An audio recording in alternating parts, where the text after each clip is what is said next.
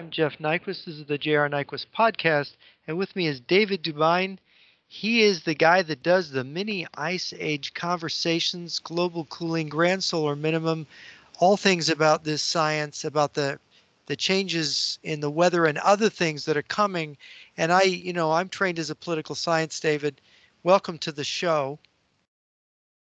Appreciate you having me on because what I see in the future of repeating cycles of solar activity that are going to reduce food production and crash the economy as disposable income is fed into the food monster and the food economy. We kind of dovetail through history at these apexes and declines of civilization and society, but what is it all about? And what really causes the triggers that make a society collapse or change the government, or what really, I should say it's more about the emotive feelings through history of why do people get angry where they want change in systems, governments, economy, etc., and what makes them happy where they don't want action, where they're completely complacent and happy. Well, if you're not eating, I think that's one of the things that would make you not happy. So Yeah, if you understand it's a 400-year cycle and we're here again right now, it makes sense, a lot of things happening in the world. So yeah, I think we're going to have a great conversation as we did when we talked the other day on the phone about, overlapping cycles of history, and maybe we can see around the corner here what's happening in our modern world. Yeah, and of course, it's the food thing that is probably my biggest worry because in political science, when people don't eat, there's revolutions, there's wars, large numbers of people migrate, they move. You got a lot of people think the fall of the Roman Empire was connected to this. You had the Bronze Age collapse. We don't know why the Sea Peoples moved, right, back there in the second millennium BC. We've got these cycles. You know a lot about what happened in China. We've got two straight summers of flooding in China. I heard a guy who is a military debriefer at the Pentagon talk about what he's allowed to talk about was that last year China raised less than 50% of the food it needed for domestic consumption, a shortfall for 750 million people in China not eating food from China, eating food either from a stockpile or from another country they've bought up on the world market. And I understand, is this true that now with the drought in the western states of the U.S. and the flooding in Europe and the freezes in Brazil, there is not the food that the Chinese bought last year on the world market is not going to be available after this harvest season. Is that It's true? not. And just a quick synopsis on that. Record cold, 150-year cold in Brazil, Argentina, which wiped out an enormous amount of the sugar and the coffee on top of the corn and the soy you're referring to. So China always looks at as a secondary producer that will add into main buyers or sellers to China, them being the buyers, United States. And Australia's not doing too well. The lockdowns are real heavy there. Plus, they had a lot of crop losses. EU's exports are down, I think, 10%. And, everywhere you look, and Russia's also cut their forecast about 3 million tons. So wherever you're looking, China's not going to have the food. And you know what they did last year, since you're referencing last year's floods, not this year's massive amount of crop losses, but last year's. Xi Jinping started two different campaigns. One was called the Clean Plate Campaign, where it was almost a sin for you to leave any food on your plate. And at the same time, in conjunction with that, you were only allowed to order one plate of food per person in a restaurant. Now, if you know anything about Chinese culture, when you go to a restaurant, there's 4 people, you order 8 plates of food, you overorder. So to bring that back in, 1 plate, 1 person, that was another campaign. But now the amount of food has shrunken in the portions, and they're trying to encourage people to move to more of a vegetarian diet away from the meat because of the pork reductions. So the new kids have a slang for this. They call it chewing grass. The chewing grass campaign. That's a new slang in China for the young kids. They're like, oh, we love chewing grass.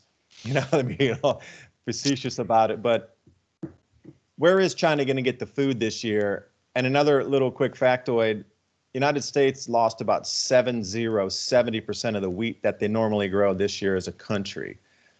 So knowing that it's just physically not there to buy, I don't care how much money you have, unless you're going to strip it out of the mouths of the country that's producing it, it's just simply not there on the market anymore. So, geopolitically, where does that leave us? Yeah, if they need food to feed people, they need distraction because people will be hungry. That's the only way, I think, in just a simplistic way. Yeah, and this is the burning question. We saw the release of COVID. It was a biological weapon. People are admitting it was made in a lab, and here they released it about really coincidentally when this grand solar minimum that's making the weather changes began. My question to you, do you think the Chinese government knows that the food supply is in trouble? They see this grand solar minimum coming. That we're only at the beginning of the loss of crops here. We've got what's almost 8 billion people on the planet, and we're pretty soon. Is this just the beginning? Is it going to get worse? Where are we headed? And do you think the Chinese have known about this and that that attempt to release a biological weapon to reduce the world's population is a solution, maybe? That's a terrible solution and a wrong mind think to go down that road when there's so much abundance that has been sort of pulled back in technology for different energy production devices. If we move to indoor vertical agriculture and there's an entire new industry that spurs out of this where we can start to use, think about how much square footage or square meters there are in a disused office building because everybody's working from home, or how many square meters are in a parking garage that people aren't utilizing because they're not driving to work. I mean, think about retrofitting all these square meters into square miles of food production. That's going to be ultra high tech and up to highest yields. I mean, that's one direction to go down and think. I mean, there is a solution there and we could implement that. It'd be kind of a new, and I hate to use that word green deal, but more of a New Deal A type of real thing in Green America where Deal. they did all the roads, et cetera, but Yeah. for indoor vertical ag and different food production and different species in different latitudes that could still grow and produce enough food for the world. But that is a capital B, but nothing has been done. None of these conversations even exist except for persons like yourself. And I'm so thankful that you're willing to entertain the idea and even talk about this grand solar minimum and the ramifications for our society. The way it looks is what is grown is what you get. And I just don't know how they're going to be able to feed the global populace. Now, that is just such a rude and non-human solution to depopulate at least a quarter of the world right now just to match the declines in what can be produced in the fields. I mean, when you start to go to that type of level, through history, there's names for these types of entities. That's a non-human, in my personal opinion, solution for a human problem. But yeah, you got to look at the timing on it. It is incredibly strange, the timing. 2020, and it's the onset of the first crop losses globally where they really dented in. Why did food prices go up 30, 40, 50, and it will be doubling by the end of the year? It's ongoing because there's a lag behind on, there's already still some what they call stores in the silos. Carryover stocks is the proper name for that. There's still tonnage in the silos from last year or the prior 2 years. We're eating into that gargantuan dig into it with we're not just nibbling into it. They're taking a 1,000-pound monster, diving into it, eating it every day to make it appear as if everything's still balanced. But as you see, with rising food prices and what's being thrown at us weather-wise at the moment, it's going to continue to amplify. This grand solar minimum is going to continue to amplify. The Chinese have the best climatic records of any culture outside of, say, some of the Arabic cultures that have held their trade routes. Think about the frankincense route going up through Saudi Arabia from Oman and the whole Aksum culture, which is Ethiopia as we know it now, and the trade routes going through Central Africa all the way over to Mauritania, the country we know now.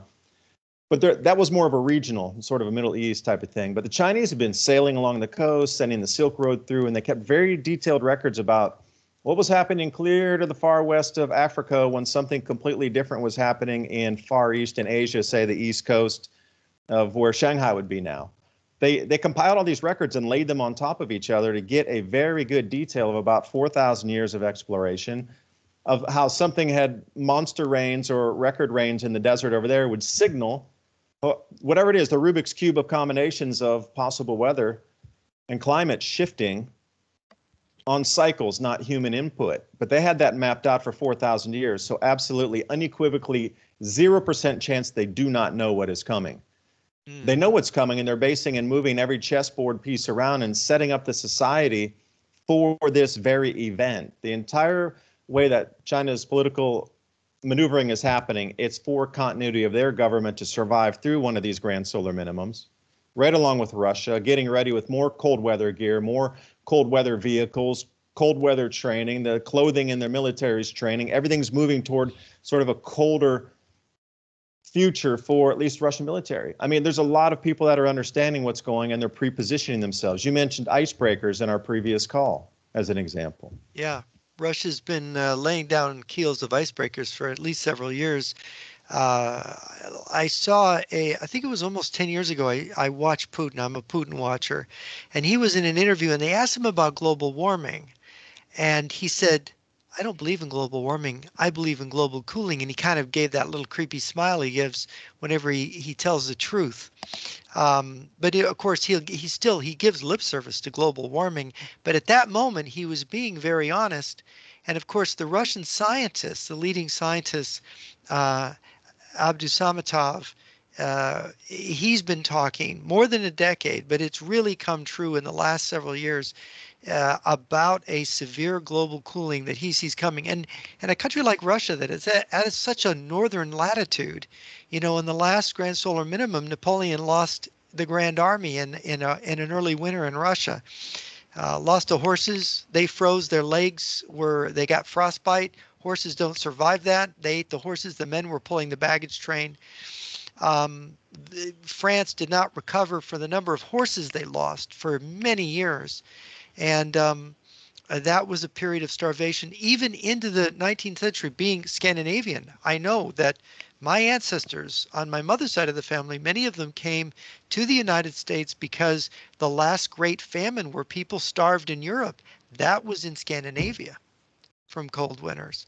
And so it is a really serious thing when the temperature goes down, and you have more volcanic eruptions during grand solar minimums, and I should ask you why that is, but we do have it and we had this tremendous eruption. I think it was in 1815. I think they called it the year without a summer, because the ash from that volcanic eruption, you had rivers and lakes freezing in the United States in July that year. Maybe you could tell us a little about that and about the volcanic eruption dimension to what we're facing. Is there increased volcanic and earthquake activity during a solar minimum, a grand solar minimum? There is, and I think that's what worries people more than armies moving around the world at the moment, because it doesn't matter where your army might be stationed, if you get another Tambora eruption coming off as it did. And by the way, that same exact volcano has sent off 50,000-foot ash emissions just about 2 years ago. It's come to life again. Right there, it's in Indonesia. It's right on the equatorial band. Now to swing back now, this is how those volcanoes tie in. You were talking about Dr. Abdusamatov he's the director at the Pulkovo Observatory in Russia, coming out with approval, obviously, of the Russian government to put out these forecasts. He's got an amazing chart showing you when we're entering in this grand solar minimum, approximately 2 solar cycles, how long it will last. He understands the temperature drops and the effects on the planet, but at the same time, the way the sun, when it steps down in its activity, our Earth steps down too, to match the electromagnetic charge on it. It's like having 2 magnets of equal charge on them, and if one that's much larger steps down, it will affect the other one and it will equalize its charge, because nothing goes to zero. There's a lot of discharge as well in the Earth's electric circuit, where you'll see ground to sky lightning, you'll see a lot more aurora. There's these blue jets are much more pronounced and seen. These blue electrical emanations from the tops of hurricanes are where they're most well seen. But the elves and these electric sprites, which are the red spectrum of the electrical discharges, they almost look like something off a canyon wall that you would see, but they're becoming much more pronounced. So give you an example, in the 1960s and 50s, these things were thought of just myth and legend, but now they stay visible in glow mode for 2 seconds after the lightning strike's finished.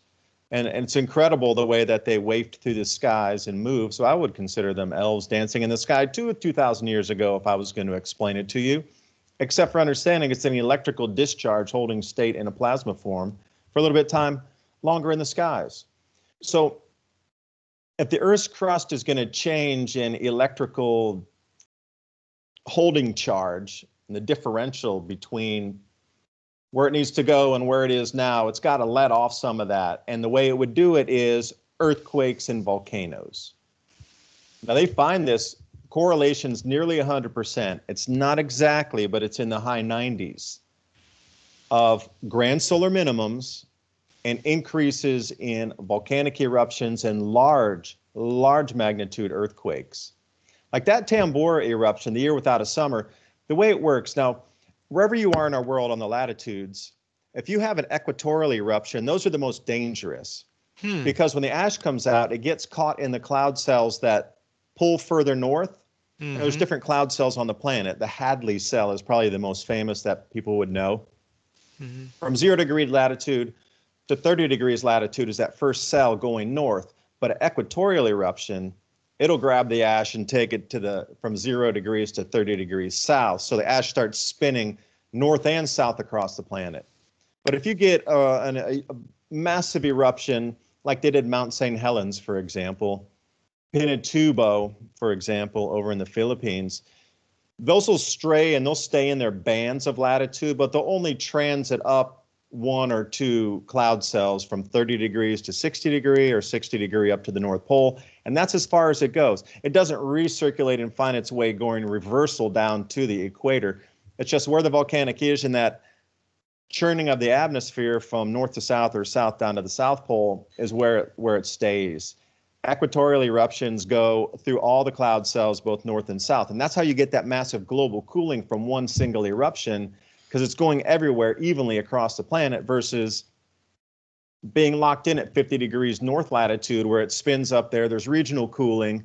And then further up, it affects that for a year or two. But further south, there's no difference. And that eruption in 106 years ago, that was the biggest, I think, eruption in recorded history, wasn't it? That we know of. Is that right?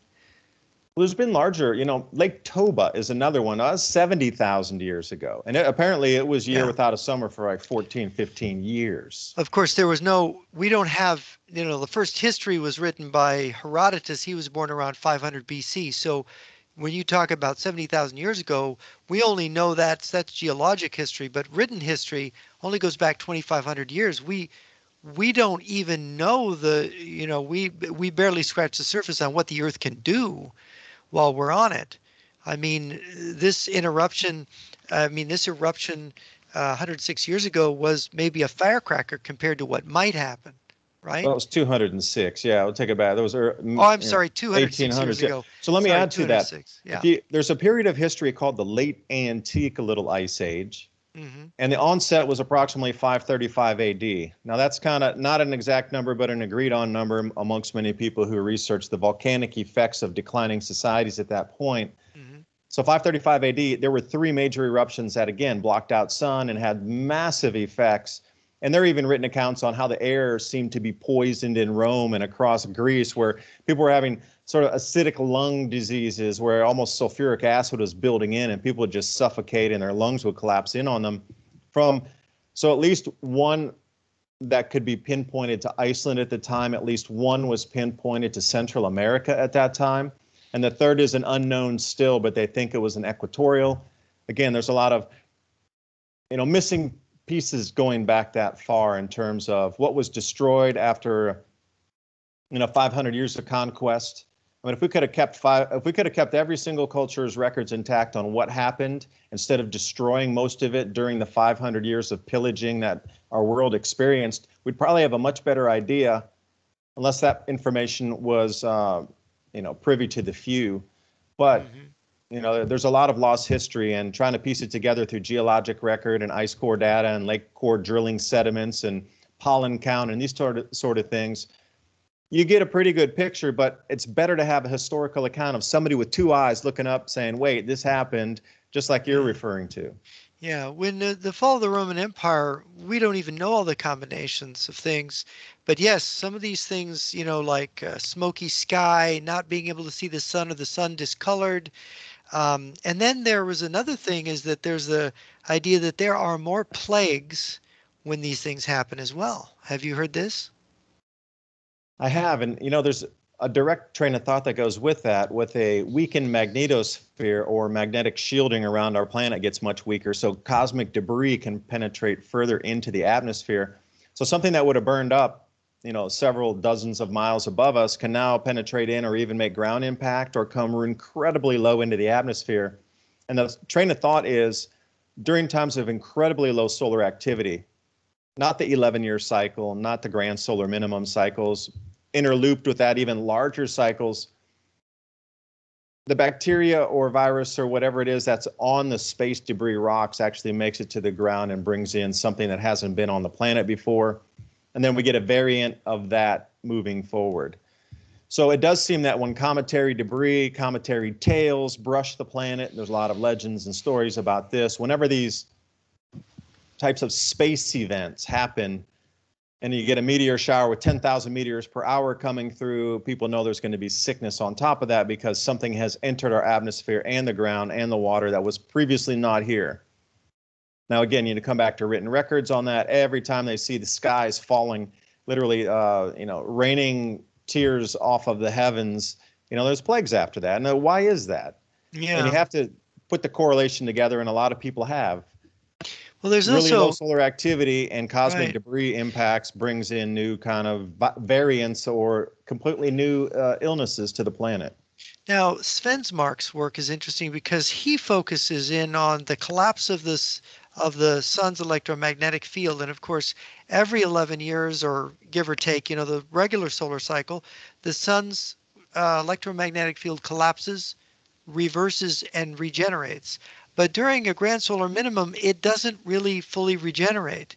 And that electromagnetic field is protecting the Earth and the whole solar system from muons or cosmic rays. And Svensmark's theory is that one of the things when in a grand solar minimum happens is that these rays strike the ocean and muons create clouds.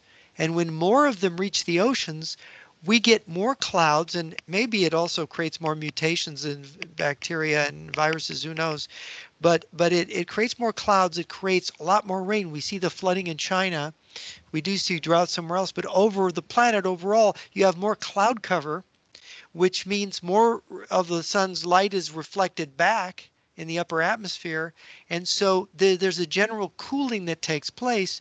You can even have a theory of ice ages based on this, because if you get more and more clouds built up, you're going to get more and more snow, maybe more snow that can be melted during the summer. The planet is cooling. You get this kind of gradual icebox effect. Is that kind of your understanding of how ice ages get started? The understanding of ice ages up to this point is the primer field on the sun collapses where it goes into a lower state of activity, which then everything that in terms of how our planetary systems is so far beyond biblical would be a light version of what would happen at that point. Mm-hmm. If the sun's not that strong where it actually changes color and dims down to the point of there has been references of that, but that's the primer field on the sun collapsing down in on itself. But for some reason, it magically restarts. And, you go through these ebbs and flows of incredible low solar activity where primer fields have collapsed for 90,000 years, and then suddenly it turns itself back on, comes into a really active state again, and then everything else on the planet would follow in sync with that. So the triggers for the ice ages coming in so far are a combination of what you're talking about, but that's a secondary effect. The single first effect would be a primer field collapse, the stoppage of the solar wind, the magnetosphere collapsing, and then the jet streams, cloud cells going out, and like you say, the cosmic rays coming in and creating new cloud layers, but then the volcanic emissions would layer on top of that. So you would get a runaway feedback loop for some time until the magnetic current sheath strengthened and it turned everything back on electromagnetically to get tension in the system again. It would be a wafting cotton candy ball system there for a while, and literally like a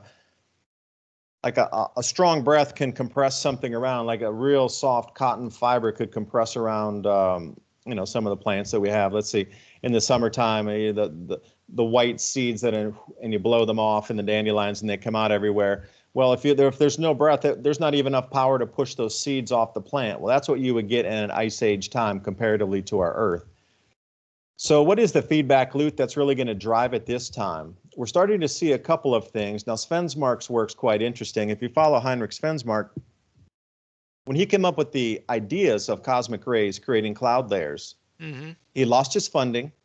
He lost his position at the university. They had to build their own laboratory to carry out the experiments. And even when they built their own laboratory, carried out their own experiments, when they submitted for publication, they wouldn't take it until CERN backed it up and said, oh, yes, by the way, yeah, all that research Svenmark did, when CERN came on, they're like, oh, yeah, back. And then suddenly like, oh, Svenmark, Heinrich, you're our best buddy. Come back in our club. And he's like, no. You guys tried to ruin me, suppress all the information about the influx and impact of cosmic rays. And just for an outlier there, people who like to read, Robert Felix, who just recently passed away, had written the book, Not by Fire, but by Ice, which talks about your onset and the coming in and coming out of glaciation periods, which is still, I mean, really, it's kind of an unknown, but there's better science to understand it now. But he also wrote a second book, Magnetic Reversals and Evolutionary Leaps. Now, you're talking about magnetic reversal of the Earth's electromagnetic field now, right? Yeah, correct. But at the same time, when the primal field on the sun collapses and there's an enormous, when I say enormous, we're talking about hundreds of times more cosmic rays coming in, or thousands of times more than now. There's instant jumps in species. And that's what Robert's book was around, was following these, magnetic reversals of the Earth's magnetic field itself, north to south, south to north, or wandering in different positions. And the way that suddenly in the fossil record, things would just appear out of nowhere.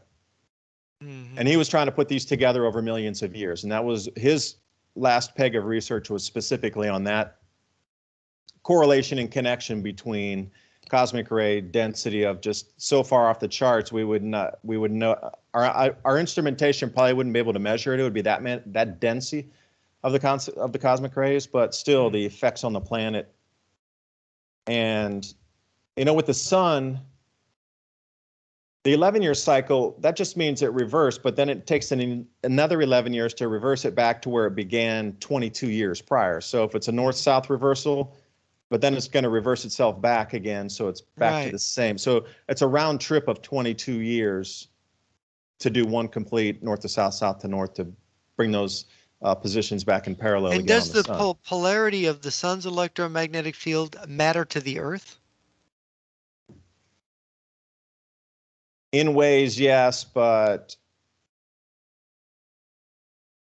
if you're looking at the dynamics of the sun and the different layering in the sun, so Valentina Zarkova, you spoke with her, and there's 4 quadrants or 4 different magnetic layers within each hemisphere of the sun, in addition to the north-south in its trajectory. Yes, they find that weather patterns do change, and traders trade on this. And, La Niñas and El Niños are built into the whole mix here of when the sun's magnetic field reverses itself. Well, we get La Niñas, and then when it reverses back, we get El Niños. And they're grain traders and commodities traders are all over these cycles.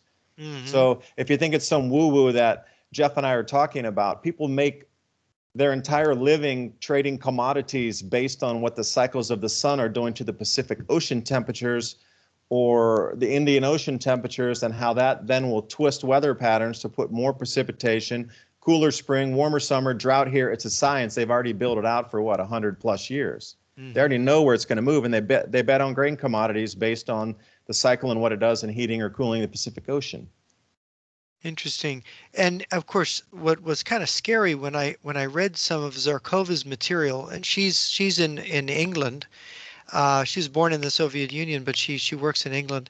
Very, very meticulous person, working with teams of other people, saying that more than one of these solar magnetic fields are going into collapse, and that this is more than something that happened in the last grand solar minimum that we had. We didn't have this number of fields collapsing at the same time. So the implication is something more serious is happening that we haven't experienced in modern times at all. A once in a 2,000-year event. Yeah. Because, and I will just add this in here. If you look at where the planets will be in their orbits, what we're going to see in October of 2024 is the exact same orbits that we saw in 79 AD. Now, a lot of people know Vesuvius, obviously, is the most famous volcanic eruption then. But if you have any kind of software like Solar System Scope, or JPL or some. There's a lot of free softwares out there that do planetary geometry or where the planets sit in their orbits.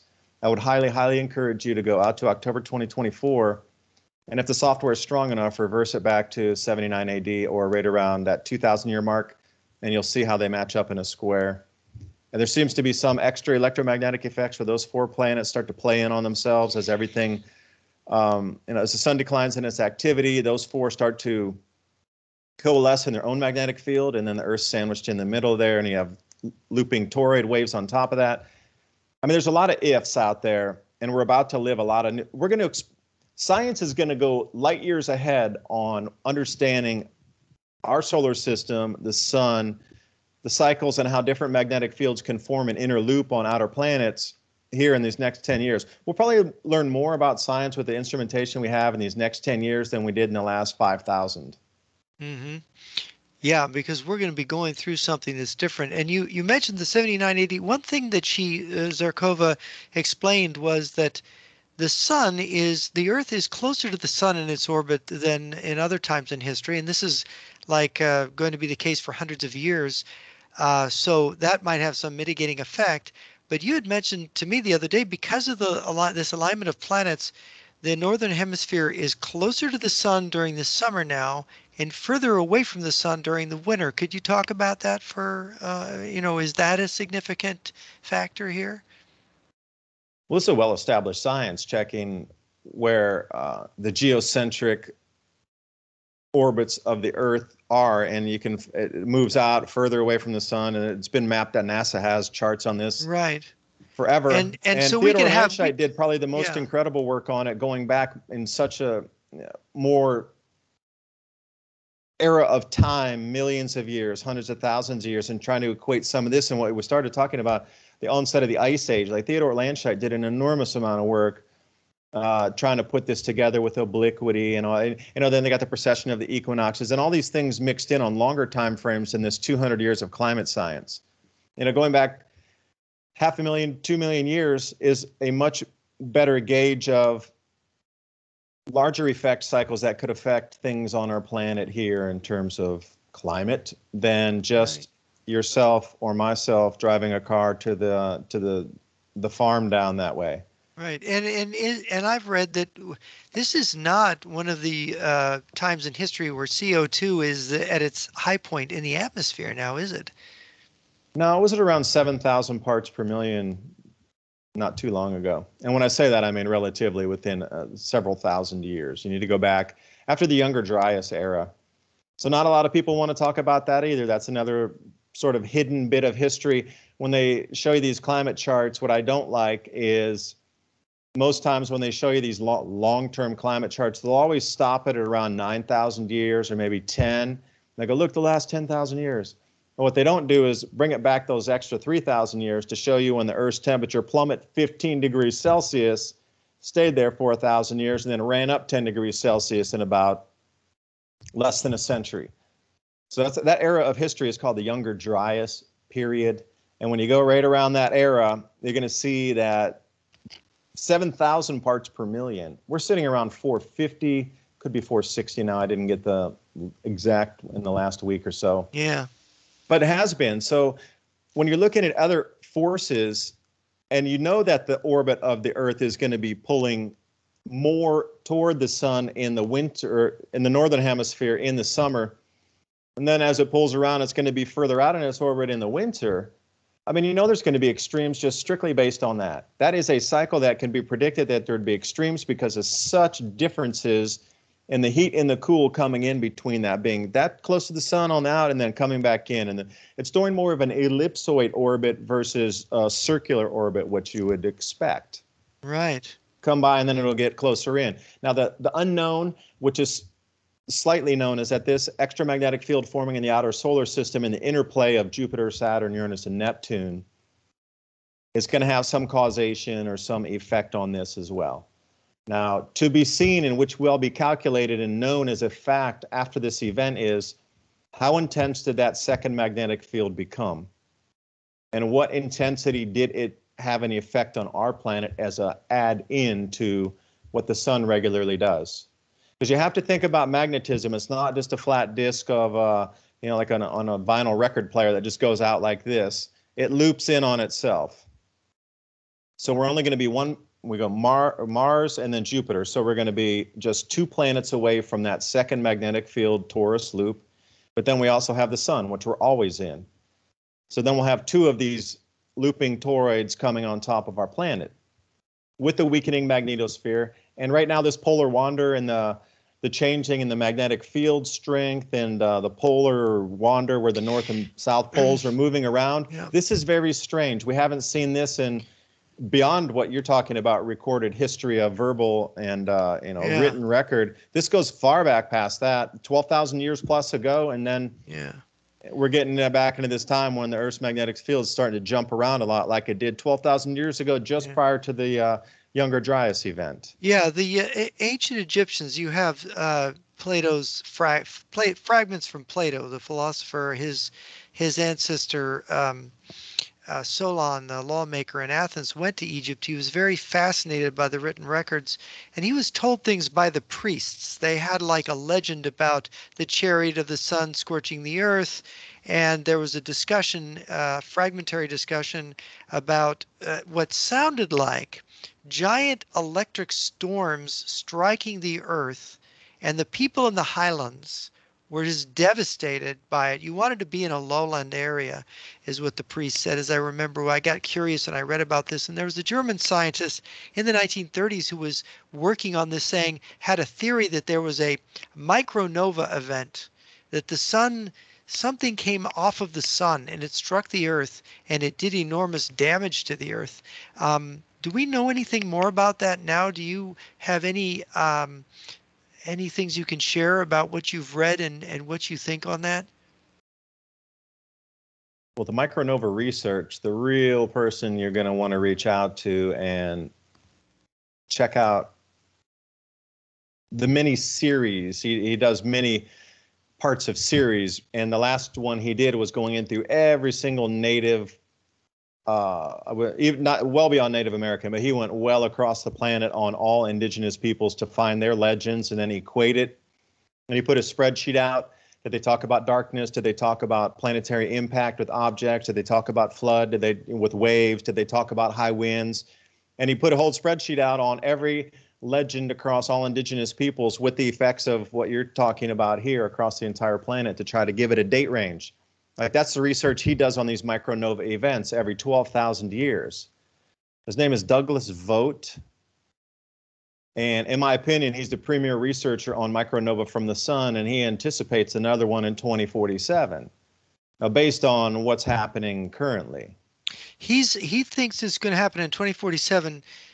That's interesting. That's coming up, and it's now the Carrington event to explain. I can't confirm. I'm just saying that's his research, and I really believe he is the best on the planet. Right. And then right along with that, with the catastrophe series, Suspicious Observers and Ben Davidson over there, they try to take a lot of graphics and overlay and give you a visual representation of what these events might look like when they're coming toward you, and when the visual representation of what it would look like coming toward you, and you look at all the canyon walls with petroglyphs, they look exactly the same.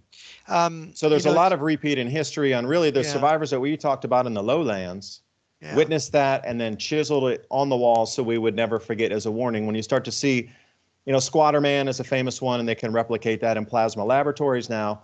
But there's a lot of other imagery or shapes, creatures for a better word, that are now replicatable in a plasma laboratory, that are on all the canyon walls, and we're starting to see several of these come to life again. And these electric sprites that I referred to in the tops of lightning storms that held state for another 1 or 2 seconds after a lightning discharge, those are on the wall too. I mean, there's a lot of things that are starting to show up. The auroral rope called Steve, this is it actually follows one of the magnetic field lines from the upper atmosphere down to Earth here, from the ionosphere down in. Now, it's starting to glow where it's showing you the actual field line of the magnetic field line of the Earth is where it is. It's getting more highly charged enough to follow that. I mean, the magnetic field line's always there, but the plasma rope is following that. It's not, the plasma rope creates the field line. The field line's already there. For the sake of our viewers, I should explain there's something called the Carrington event. In 1859, the sun had this burst, which would be like an EMP burst from the sun that fried telegraphs, melted metal, destroyed telegraph wires around the planet. I mean, we didn't have telephones, we didn't have all this electronic infrastructure, but we did have the telegraph. And ever since that event, the Earth's electromagnetic field has been gradually weakening, but that weakening has been accelerating lately. And the weakening of the electromagnetic field, we don't know quite what it means, but what you're talking about is a theory that when that field weakens to a certain point, there are some very unique events that occur on the Earth. Visible in the sky everywhere. Mm-hmm.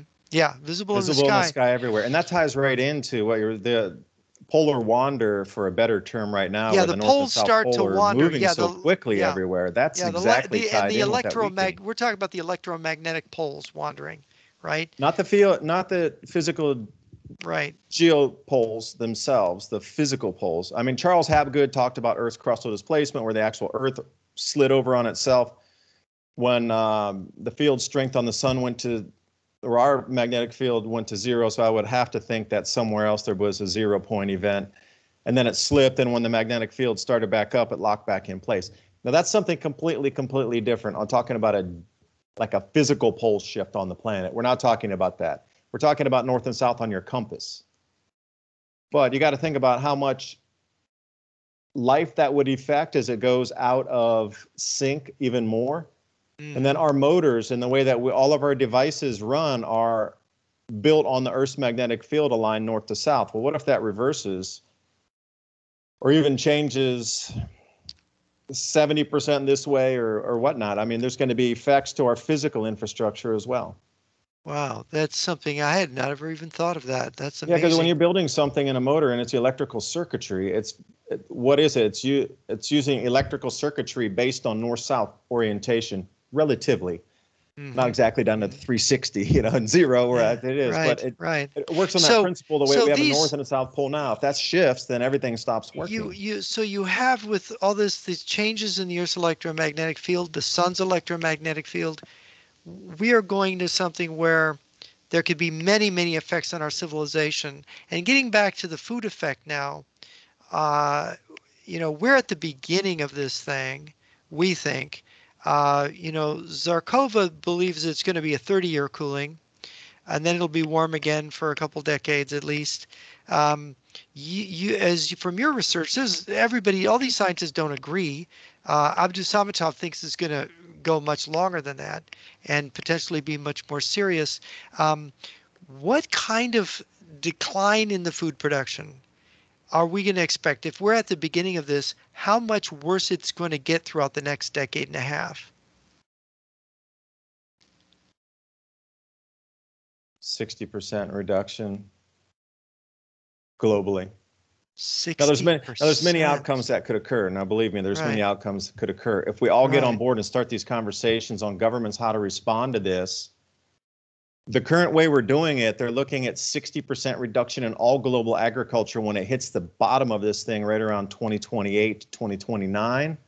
It may string out and pull out a little bit further to 2030. That's why I call my channel Adapt 2030, because we need to adapt our food growing strategies before 2030 to get through this event. Right. And all these people are concerned about global warming when it's really global cooling. They're like looking the wrong way when they're about to be hit by a bus. Well, the excuse is there to explain all the changes so people won't panic. And if you look at it in the way a continuity of government would work, or, top-down control structure, you're going to want to keep the people complacent or obeying and complying as long as you can, because if everybody on the planet understands exactly like you and I do, it would be a very different planet tomorrow, or even tonight, if the world came out and every newspaper on the front page has started to talk about what you and I are talking about now, and it became the topic of conversation amongst all news and all water cooler conversation. The world would literally change in a matter of days. because you would start to think very differently about the future, quote unquote. I mean, the fact is, more carbon dioxide is good for growing things. And a warmer climate at higher latitudes, you can grow more food. So the whole global warming scare that the oceans are going to rise up and drown us, the real problem is if we have cooling, we can't feed 8 billion people. And that's a political problem. Yeah, so if I say dinosaur times, the imagery that probably comes to you is erupting volcanoes, big, giant dinosaurs walking around. But then what's the size of the plant life? Mm-hmm. Those giant leaves that could cover an entire house. Well, that's what you get when you get high CO2 concentrations. Yeah, The plants grow, and that's the well-established science. For any of you who might not believe that at all, go to the strawberry industry and ask them what they do to get a high yield. They pump their greenhouses with 1,200 parts per million of CO2 to get those plants to push out strawberries faster and at a higher yield, a larger plumpness, and a more red color. Yeah, and CO2 is carbon dioxide. Right, but they pump the greenhouses full of that to get faster growth and higher yield. Wow. Yeah, see, and the whole thing it is plant food. And if you take a commercial level, and then that's kind of a hidden secret too. Not a lot of people talk about that, but just the way it is. It is plant food. I mean, it seems like we're just so incompetent at what we're doing here. I mean, to have the president, I cringe every time President Biden talks about global climate change and global warming. What are they going to do? I mean, am I mistaken, but that now we're having erratic weather that's hurting crops, floods, droughts. We're going to go into really serious cooling here in some winters, and the growing season's going to shorten noticeably. How are they going to explain it then? What are they going to say? Oh, we lied to you. We gaslit you. I mean, isn't there going to be a real accounting here when people already don't believe the government? I mean, isn't it going to get worse? And how fast is this going to get worse in terms of the cooling? In the blink of an eye on the cooling. But I think they won't ever really, this is my personal opinion. Now you can agree or disagree with it, my opinion. Right. That they will never come clean with this. They've gone too far down the rabbit hole with the narrative of CO2 creates everything. Now, this is going to bring you into these personal carbon allowances and how much you're going to be able to consume based on when it turns cool. They're going to blame the cooling on the warming. And they always do this. It's, when they had record cold and summer snow, it was blamed on this convection flow from that, swamp gas over there because of CO2 over there pushed that. So the record heat equaled the record cold. So you wouldn't have been the record cold without that CO2 making record heat, and they spin this in the media, and people are just too busy and too terrified living life right now. The unknowns are, what is the fear index on the planet right now? People just biting their nails every minute they're awake to even try to get to the next second because it's so unknown. So they're not going to come out there and spend hours of research and questioning, well, he said this about CO2 and it caused the record cold. And, I'll just believe whatever the media is saying, the mainstream media, which is the corporate control side of it, which always you'll notice that one thing I know, if it's under control and not free media that's actually coming up with their own conclusions and doing some research and dropping a call to talk to somebody, is when they always keep using the same words again. Like you'll watch a newscast or go through and read a bunch of articles in a day, and they always have that same keyword in there. Every single time it'll be right in that one or top two paragraphs. Existential threat, or I just saw a new one. Adults are back in the room, and I saw this whole collage of adults are back. There's somebody adult in the White House. So you'll start to see these same key phrases, and if you do, they're running the exact same story with this exact same top-down approach. Put this through the media and get everybody on board using the same exact vocabulary.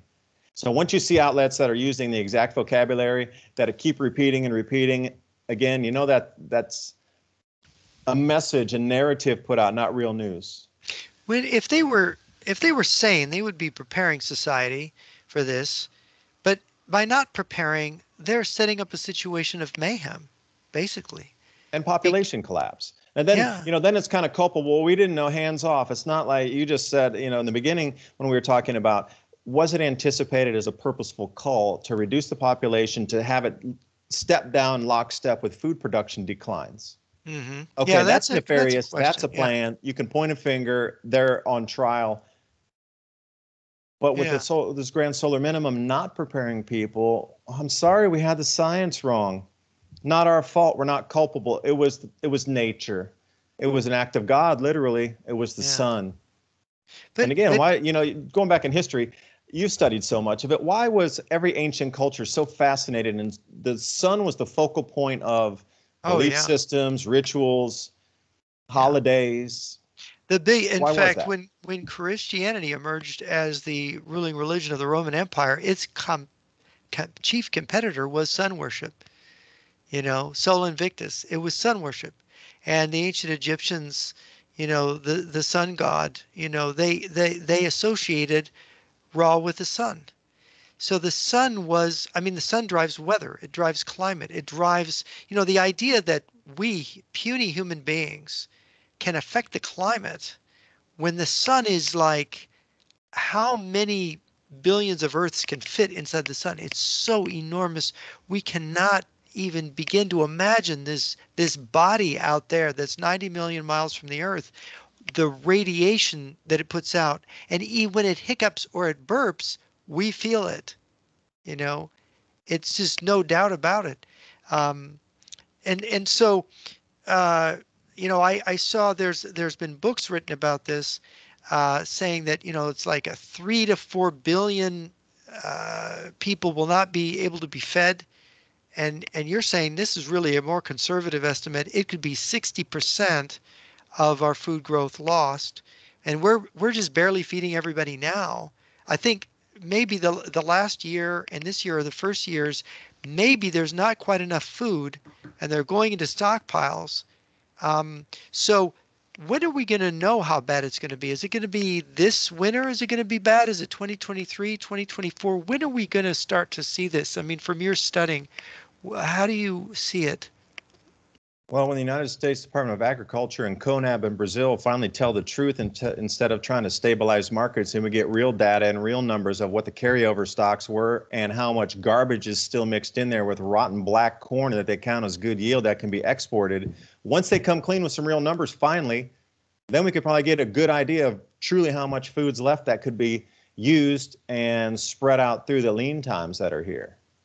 But if you're looking at it from just strictly that point of how much are we going to grow, we'll know at the end of this harvest season. Now, your food price is going to be right around double by the end of the year. It's going to be a talk around the Thanksgiving, or if you're in the United States, or Christmas holiday, New Year table, everywhere you go. Food prices are going to be an issue. And as we come into next year, the losses that have been incurred this year, the things are going to intensify. These same patterns that are locking in, they're going to start to lock in for longer durations of time. It's not going to be a one-year event, because you mentioned China with the 2 years of floods. It would not surprise me if they had a third and then a fourth year of flood.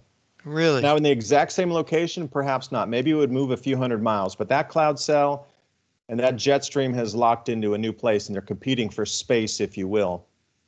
And that battle is going to take place in our atmosphere, and it's going to shift over hundreds of miles. But the exact same square meter where it dropped last year and record flooded compared to that exact same square meter. But if you're looking on a regional or a world map, it's going to be in that, within that square of movement. There'll be other flooding events of Yeah. same duration, same intensity. And it's beginning to happen. That's the whole point of, I firmly believe the COVID lockdowns and restrictions are leading to, again, your access to food, because as you see it being played out right now, Mm-hmm. one of the key things that is now starting to rear its ugly head is your access to food is being limited. And now, because there's going to be violence in these places, they're going to need to station troops and military and police at these same food distribution points. And then you're already seeing rationing across many places on the planet. You can only go out shopping one day a week for your food. What do you think what is that? That is not freedom in any way, shape, or form. That is rationing, where you just lost 6 days of being able to have access to food. And what if you want to go buy something and it's not there, the particular item you needed?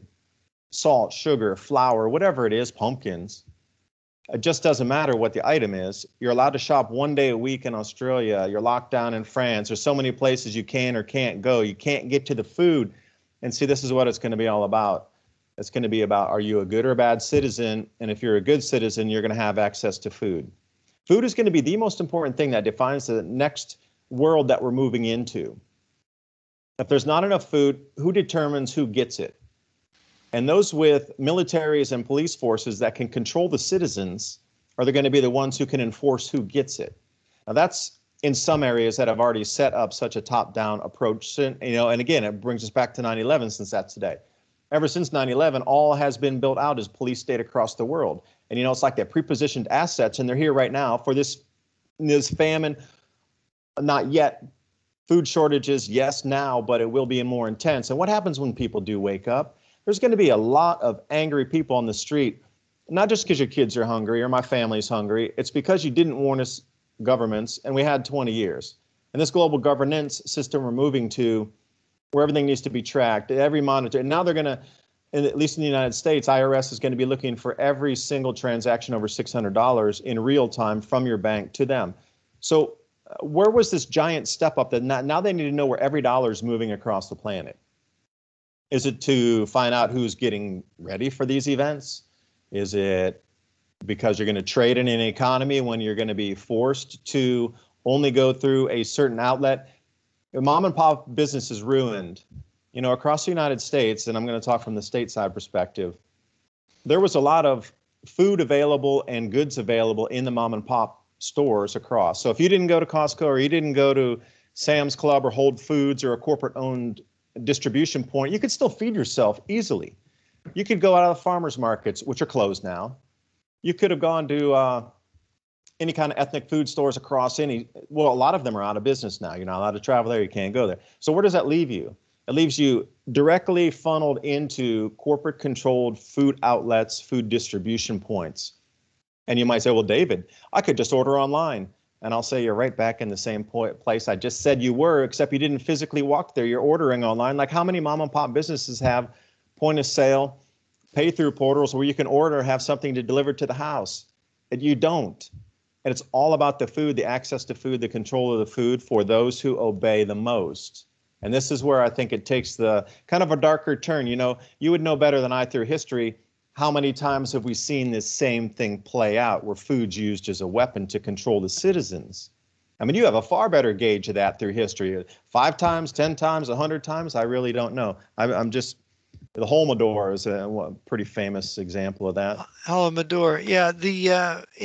Under the Soviet Union, modern bureaucratic states, whether it's communist China or the Soviet Union, you had the famine in Ethiopia under the communists in the 1970s.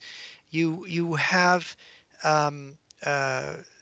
you have this control of food is control of people. And what we're seeing now is very alarming because, as you say, there are controls being put on us now under the rubric of we have to do this for public health. And one wonders where it's going and what people know in higher places about this climate changing thing. There was one last thing I wanted to ask you about, which intrigued me, and you mentioned it. Maybe we can do a show on it in the future.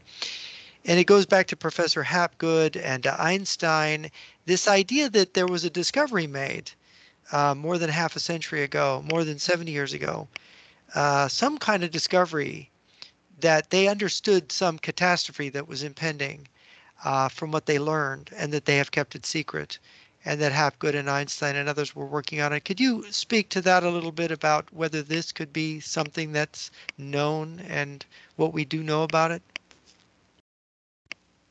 You can find the redacted version from the CIA, and it's termed the Adam and Eve story. The and sign, not the word A-N-D, but the and. Right. Adam and Eve story.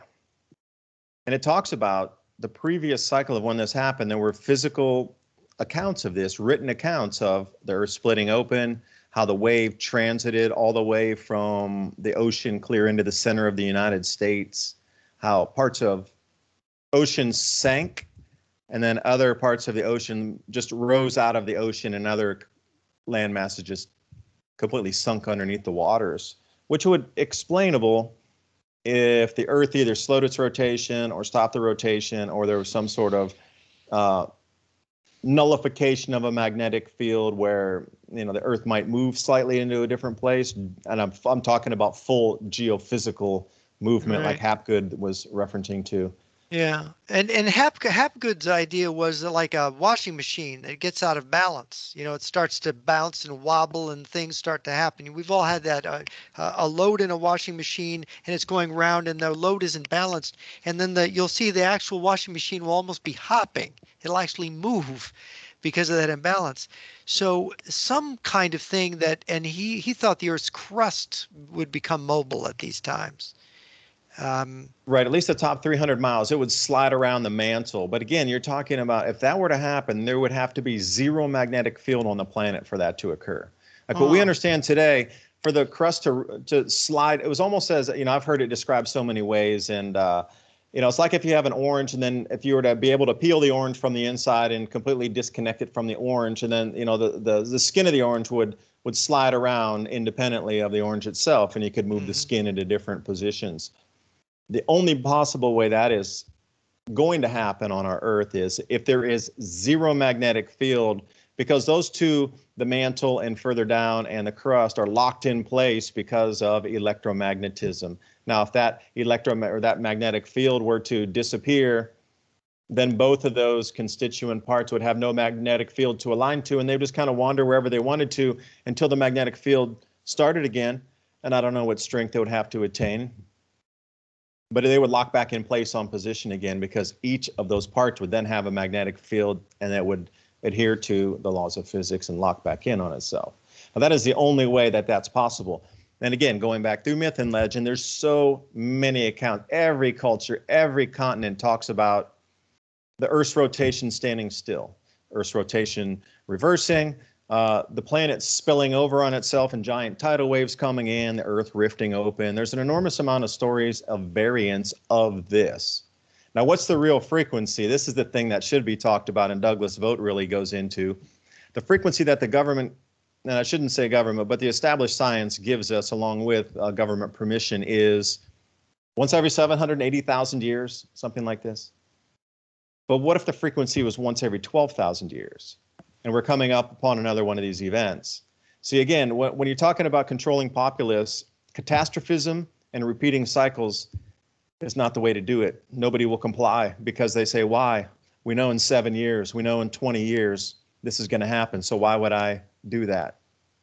Why would I plan for my retirement when I'm 65 if I'm 20 now, knowing repeating cycles is going to do something to the planet in 30 years or 20 years? It makes no sense. Why would I even consider doing that? No, Mhm. it's almost like throwing your money into Social Security now in the United States. You know the money's not going to be there in another 5 or 6 years. Why would you throw money in there and try to load it up so you could retire early? There's going to be nothing left there. Right. So it's the same thing. How do you control a populace when you know there's going to be a lack of food? Government, or I should say economy, is not going to hold state. So here comes cryptocurrency because we need new valuations for what labor is, what value is. And governments are not going to stay together. A balkanization of the United States is the best hope at this point. I don't think it's going to be able to stay together through, I'm not saying now because of political ineptitude, but if the way it plays out with the incredible food price rises in the regions of the United States that control food production, Hmm. and others are reliant on those imports and exports interstate or even up into Canada and Mexico, let's say North America, there's going to be a lot of infighting of you have to give us that food across the Kansas border, or you have to give us that food across the Georgia border. And there's going to be balkanization where regions will break off, I do believe. That's the only possible solution as we look at it politically right now. But when we come into the food production and the lack thereof and rising food prices, the different regions of the U.S. are going to have a way higher valuation because they can produce food. They have the water, they have the factories, hydro around here in Tennessee, everywhere. So if the Southeast U.S. broke off on its own, with the amount of hydroelectric and nuclear power plant resources here, and the abundant water, and the abundant food production, and sea, and both Mississippi River ports and seaports, this could be its own country. But then you Hmm. get further in different parts of the United States, it's not like that at all. They're going to be stuck in a rock and a hard place. No food, no access to import export from any other country or intermodal U.S. They're just going to be relying on rail traffic and road traffic. And what happens if the crust does start to shift and break and rift apart? the infrastructure riding on top of the crust is going to also break.